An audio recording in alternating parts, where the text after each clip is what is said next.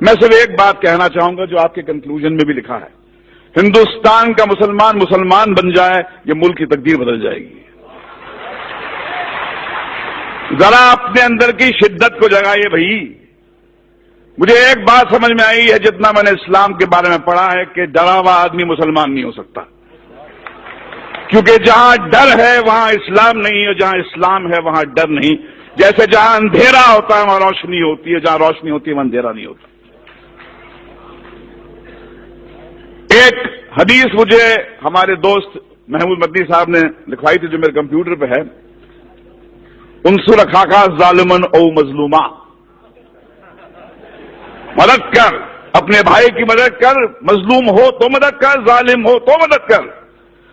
یہ حدیث George Bush کو سنانی چاہیے، نریندر مودی کو سنانی چاہیے کہ جس مذہب کی حدیث یہ کہتی ہے کہ بھائی مظلوم کی مدد تو کر، ظالم کی مدد کر، اس کو روک، اس سے پوچھ کیوں ظلم کرتا ہے، کیا تکلیف ہے تیرے کو؟ بھائی بولا ہے ظالم کو۔ اب ایسے مذہب میں ٹالرنس نہیں ہے تو اور کیا ہے؟ مگر سمسیا کچھ اور ہے۔ آپ اندھوں کے ملک میں، اندھوں کی دنیا میں آئینہ بیچنے نکلے ہیں۔ دنیا کا سب سے بڑا دہشت گرد وائٹ ہاؤس میں رہتا ہے، افغانستان کی پہاڑیوں میں نہیں رہتا ہے، اور یہ پورے دنیا کی حکومتیں، یہ 6 بلین لوگ، ان کی جرت نہیں ہوتی ہے کہ جا کے اس جارج بش کو ٹیررسٹ کر کے اس کو پھانسی پہ کے تختے پہ لے جائے۔ میں اوسامہ بن لادن کے خون کے کھیل کو نہیں معاف کروں گا، بشرطے آپ جارج بش کو بھی اسی طرح ٹریٹ کریں۔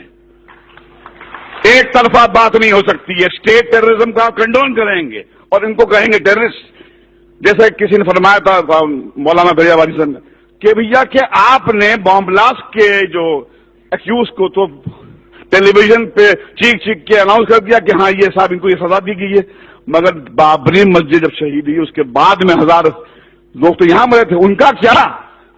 کون دے گا ان کو سزا؟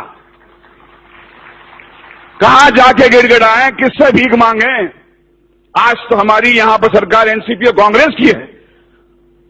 کیا ہوا شری کرشن کمیشن رپورٹ کا؟ جو سماج انصاف نہیں دے سکتا وہ ٹیررزم سے مکت نہیں ہو سکتا۔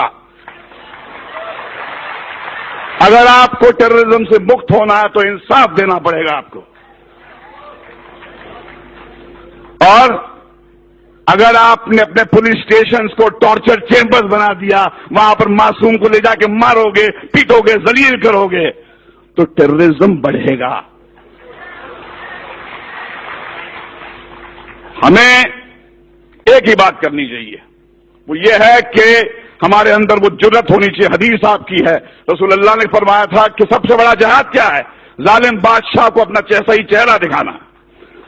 ظالم بادشاہ کو کہو کہ تم کتنے بدصورت ہو، ان سے کہو کہ یہ کیا دو طرفی بات ہو رہی ہے، جب چاہے آپ نے کھڑا کر دیا ہم کو کٹ گھرے میں۔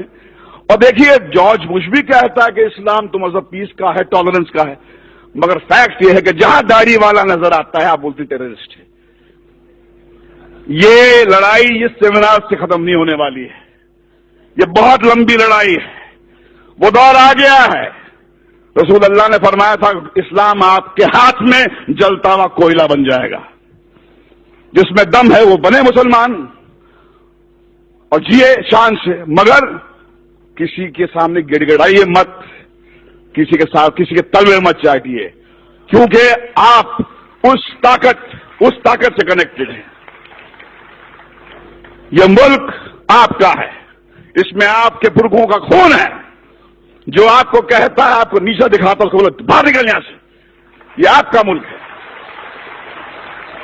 یہ ہمارے آپ کا ملک ہے، اس کو ہم ٹھیک کریں گے۔ اسلاموفوبیا ہندوستان کو شوبھا نہیں دیتا، یہ ویسٹ سے میکڈونلڈ لانے والے، کوکا کولا لانے والے لوگوں کا ہو کہ اسلاموفوبیا ویسٹ میں رکھیں۔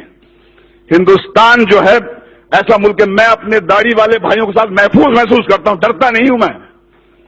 جب میں مسلمان بھائی کے ساتھ میں ہوتا ہوں مجھے لگتا ہے کہ یہ بچائے گا مجھے۔ چلیے مل کر آج قسم کھائیں کہ ہندوستان کے مسلمان میں وہ جذبہ جگائے جو اسلام ہے، یہ اسلام آپ کی جاگیر ہے، میری جاگیر ہے۔ ڈرا ہوا آدمی میرے بھائی مسلمان نہیں ہو سکتا ہے، اور جہاں ڈر ہے وہاں اسلام نہیں ہے، اور جہاں اسلام ہے وہاں ڈر نہیں ہے۔ اللہ حافظ۔